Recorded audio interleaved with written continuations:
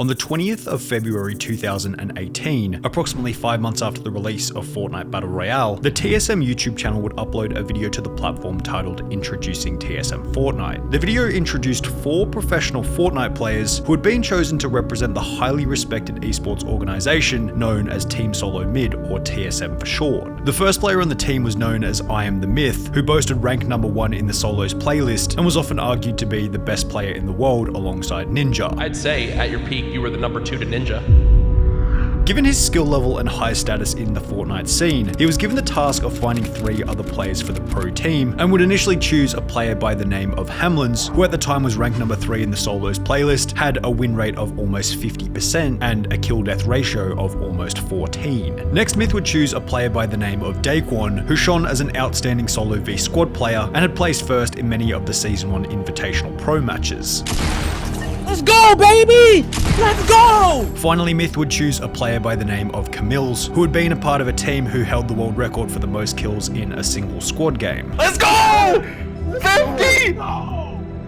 Let's go, man! Comments on the introductory video such as "This team is insane," "These 4 rolling together is a legitimate death squad," and "Can't wait to see these guys compete" displayed the high expectations held for what seemed like Fortnite's most unbreakable professional team. However, to say that these expectations weren't lived up to would be a monumental understatement. In fact, TSM's original Fortnite Pro team can only be described as a catastrophic failure on so many different levels. Within months, players were being kicked for a lack of performance, the team was being trolled to unimaginable heights over on Reddit, there were instances where half the team decided not to show up to pro events, and when they did, you never saw a TSM player placing anywhere near the top of the leaderboard. Some couldn't handle the pressure, others fell out of the spotlight, and eventually in February 2021, TSM would announce that they would drop the entire Fortnite team and leave the competitive scene. With such a massive disconnect between expectation and reality, there's only one question left to ask. What could have possibly gone wrong? Well, let's start by looking at this comment on the introductory video, which stated, "Imagine these 4 in a squad, that would be insane." Well, the audience will be treated to such a viewing experience when, shortly after the announcement of the team, Myth would upload their first squad video together on his personal channel under the title Introducing TSM Fortnite, Fortnite BR Full Match. The video featured the 4 previously mentioned players, being Myth, Hamlinz, Daequan, and CaMiLLs, with the most notable part of this nonchalant game being that morale between the 4 players was incredibly high. They joked and laughed about having joined TSM. Sunday, you joined TSM?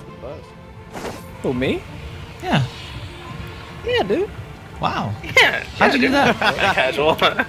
Displayed their ability to work extremely well as a team, and ultimately ended the video with their first win together. These guys were obviously going to have no problem annihilating in a standard lobby as a full squad. The game was still full of new players, and as previously mentioned, these guys were basically the best of the best, each of which having played since day 1. The issue was that in the beginning, Fortnite hadn't begun to host any professional tournaments, and there was therefore no way to put them up against other professional players. There was Fortnite Friday hosted by Keemstar, which many of these new TSM members would perform extremely well in. However, there weren't any actual official Fortnite tournaments where pros could directly play against other pro players. That would be until approximately 2 months after the formation of the TSM team, when Ninja would announce that he'd be hosting the first ever professional Fortnite event in Las Vegas on the 21st of April 2018. There's an event that's being held on April 21st. Daddy's gonna be there, live, streaming at this event. At this point in time, there was a consistent argument about whether it was Myth or Ninja who held the crown of Fortnite's best player. No, he wants to kill me.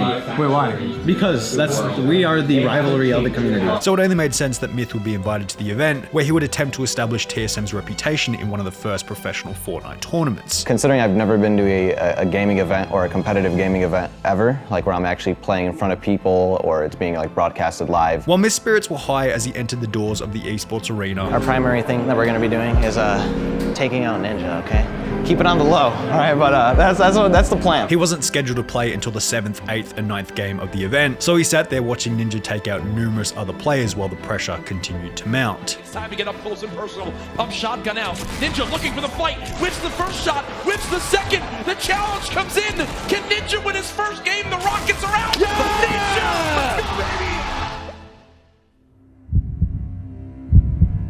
It's hard to tell exactly what Myth had been feeling as he sat down to play the first of his 3 games, but whether it was excitement, adrenaline, or complete and utter anxiety, it would unfortunately lead Myth to perform far below the crowd's expectations. In the first game, while engaged in a build battle, Myth would jump as another player placed a ramp above him, causing him to fall to his death, resulting in a placement of 13th out of 100 players. In the second game, he'd be killed in an off-spawn 1v1 assault rifle fight, placing him at 48th out of 100 players.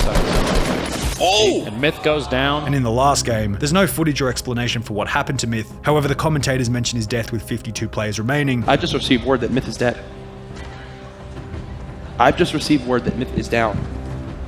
Oh my goodness, folks. Another early exit. Showing that he had likely died off spawn within only minutes of landing. The placement of 13th, 48th, and 52nd was somewhat embarrassing for a guy who was widely argued to be one of the best players in the game, and all in all, it showed that while Myth was an incredibly good entertainer and public match player, perhaps himself and therefore possibly even the TSM team selected by him were going to need far more practice on the professional side of things. In order to get this practice, approximately 1 month after the Vegas Ninja event, the team would announce that they would all be moving to LA to live in a streamer house together. And I'm ready to go to that house and I'm super excited. Literally. I'm like ready to see it. We're gonna get that team synergy. We're gonna create a brotherhood and win them tourneys, baby. That's what we do. In the house, they would begin to improve as a squad, uploading Fortnite videos, random challenges, and even posting full-blown documentary-style videos titled Meet TSM Daequan or Meet TSM Myth, going into depth with their full story up until the point of moving into the TSM house together. The team seemingly had this strong, unbreakable bond that hadn't been seen with any other Fortnite team. I met Daequan yesterday. Then me and Myth just met, and Myth just looked at the house. It's amazing. Yeah. And it was no wonder that people had high expectations for the group. This house is going to be used to make the dank Fortnite content and dominate the comp scene, baby.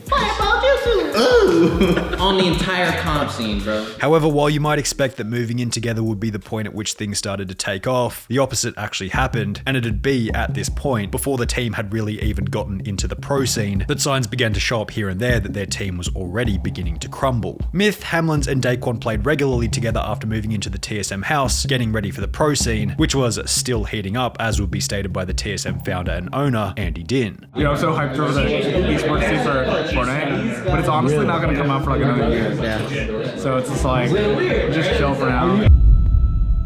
However, CaMiLLs, the final player in the squad, perhaps took the chill message a little too seriously, as it would become apparent that he hadn't been practicing, and his skill level as a Fortnite player was dragging significantly behind the rest of the group. CaMiLLs moved into the TSM house in late May 2018, approximately 1 week after the other 3 members. And we're waiting for the final member, saving the best for last.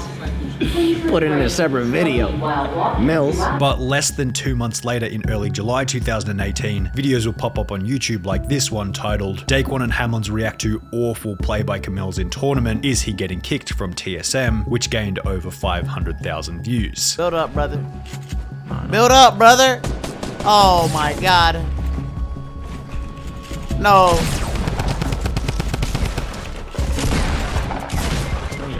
One thing was blatantly obvious. While CaMiLLs was incredibly skilled in Season 1 and 2 when he was first recruited for TSM, his skill had dropped off dramatically by Season 3 and 4 when the pro scene was starting to get serious. The previously mentioned video displaying the awful play by CaMiLLs would receive comments such as, "No offense, but CaMiLLs is the weakest player in TSM and should be replaced with someone like Crafty or High Distortion." Being said this, time to bench CaMiLLs for High Distortion, and he shouldn't be in TSM. While these were just the opinions of the audience, TSM actually seemed to have the same idea, as only 13 days later, the TSM Twitter page would tweet, "TSM Fortnite roster changes, TSM CaMiLLs has been benched. We are looking for a more permanent fourth. We will be doing tryouts for the position." Only 56 days after moving into the TSM house, CaMiLLs would be removed from the pro team and was forced to move back home. So as you guys heard, I officially got put on the sub team. There's a lot of people's sides of it, of me not working hard enough, or me not, putting enough hours in, which essentially I guess is true, but it's more to it than that. The other players explained that they like CaMiLLs as a person. However, at the end of the day, they tried to help him to improve, but he simply couldn't keep up with the other players on the TSM Pro team. He just didn't play enough. His work ethic isn't really there. That's all it really is. We wanted him to improve so bad. And I told him, I was like, bro, I need you to improve. We gave him like a long time till, you know, he started, you know, like taking it more seriously. This seemed to put a huge dent in the spirit and structure of the team, considering they no longer had a permanent fourth player to practice with or rely on for upcoming tournaments, and as a result, the goals held by the remaining 3 players seemed to misalign. Myth continued to grind scrims and practice against other pro players, however Daequan and Hamlinz took a different approach by focusing on improving their stream and public match skills. Now, this is understandable, as it's probably what would have been bringing in the most money for them at the time. However, as Fortnite was getting more serious about pro events, the decision to focus on content creation began to damage their reputation as professional players, especially after one specific event in September of 2018. It was the largest professional event to date, with Fortnite offering their biggest prize pool ever of $1.5 million to be split between the 100 finalists. It was week 8 of the Summer Skirmish, held at PAX West, hosted over a period of 4 days. In order to qualify and make it into the finals, players would have to place in the top 33 out of 99 total competitors in their qualifying matches. The first player up was Myth, who despite having put in the hours to practice against other pro players, would perform poorly in the skirmish, being unable to achieve a single point and therefore failing to qualify for the finals or even in the top 50. Earlier Myth's elimination earlier on King, but Myth goes down to Jake.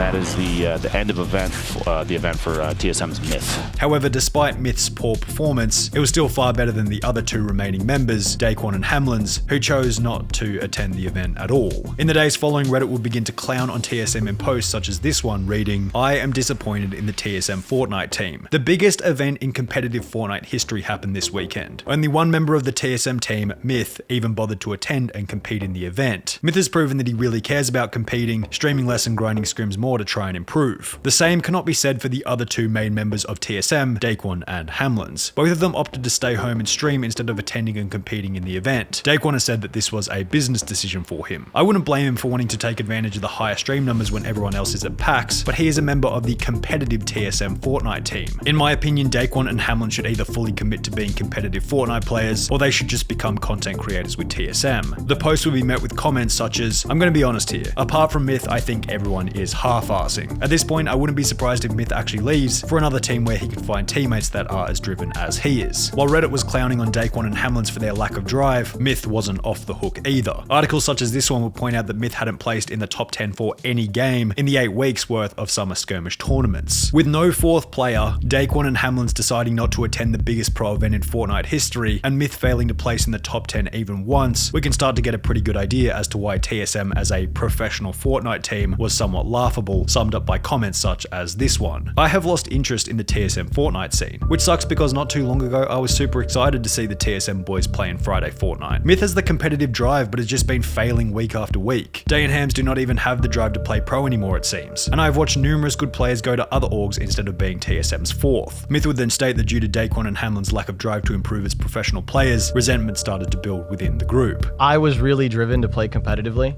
and they really weren't. Like, it came to a point where we had to like sit down and have a talk, and I kind of like resented them for that a little bit. Yeah. Myth wouldn't discuss the extent of the beef. However, thankfully it seemed to be at a low enough level for them to continue making videos in the house together. But with differing goals and time being against you when it comes to maintaining friendships, the group seemed to slowly drift every single month, and with such came a further decline in their performance. Sadly, game 1 didn't go too well, but yeah. When looking through old placings for Daequan, Hamlinz and Myth, besides from Hamlinz' 1 duo first place, the tournament placings were generally unimpressive compared to say FaZe or Liquid. TSM had been signing some other Fortnite players outside of the official pro team, such as Cowboy and Zexro, which became somewhat comical after a Reddit user noticed Zexro has almost earned more than their entire pro roster combined. However, at this point in time, their tournament earnings and professional performance was of little concern, as their external battles would slowly become internal battles. On the 14th of December 2019, Hamlinz would post a tweet stating, "Y'all ever just start crying but don't know why. Current mood, love you guys, and good night/good morning. While Daequan will post a tweet longer in the same month stating, I went through so much BS this year and I learned so much from it all, but I hate how this year went for me. I'm disappointed in myself in terms of how much I streamed. I hate how much I haven't posted to YouTube, Twitter, Instagram, etc. With CaMiLLs completely removed from the team, Hamlinz and Daequan fighting their own demons, and missed popularity following a downward trend, they would announce that the TSM house would be coming to an end in early 2020, with each creator moving into their own place. I bought a house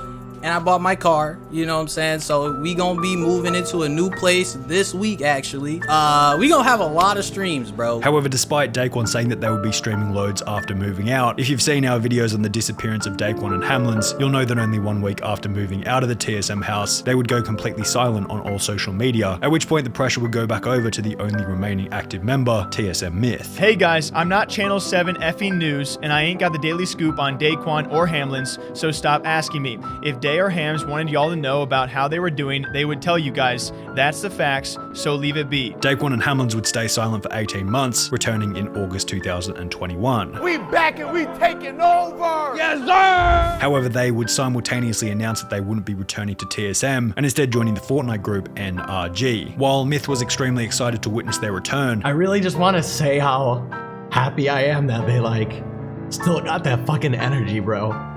You know what I mean? It didn't actually matter whether or not they went back to TSM, it was already too late. Because midway through their hiatus, on the 2nd of February 2021, TSM would announce that the organization was departing from competitive Fortnite altogether, somewhat of a theatrical ending to what started as the most hopeful competitive Fortnite group in the game's history. We're cool, but we're not really close friends, and we don't really talk consistently anymore, which is unfortunate, but it is what it is.